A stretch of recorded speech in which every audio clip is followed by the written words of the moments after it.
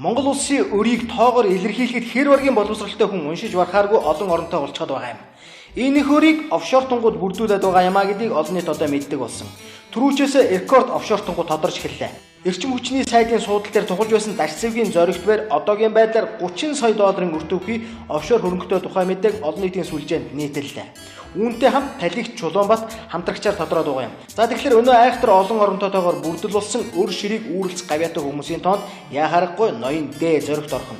Бас нэг ноцтой баримт дэлгэгдээд байгаа нь Тэнгэрийн хоолтон группийн ерөнхийлөгч анх хоёрын дэлгэсэн баримтууд одоо эргэн шөхөгдөж эхэлж байна. Тэрээр Монгол Ардын Хувьсгалт намын дарга Үүлийн үрд энх баяртай хамтран 100 сая Америк долларын санхүү Тэнгэр Limited offshore компани байгуулсан гэх ба одоо ноён энх баяр тэрхүү 100 сая доллартай хүрч чадахгүй байгаа гэх мэдээлэл олон нийтийн сүлжээнд нийтлэгдээд байгаа. Олонний үг ортой жиргээчдийн үг зөнтэй. Ялангуяа манай Монголын жиргээчид гэж баргад Шерлок Холмсрхуу авьяас бэлэг төгөлдөр мөрдөгчд байдаг тул энэхүү мэдээлэл тун удахгүй батлагдчих мэдгэл юм. Энэ янзаараа мөрдөд байвал тун удахгүй Монгол улсын өр гэгдээд байгаа тэр олон оронтой тоо бүхий мөнгийг офшороос чирч авчираад өрөө дарж хаж мэдгэл юм. Өрөө дараад ч цаана хундаг тавилгүй мах гэж хундаг тавилгүй дарш гомтрох мөнгө илүү гарна шүү аягүй бол. Гэмт хэрэгтэнд гიშх газаргүй гэж энэ.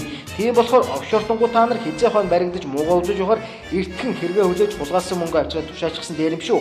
Сайн дураараа хэрэгээ хүлээх нь хэргийг хөнгөрүүлэх шалтгаан болдог гэдэг дээ. Уг нь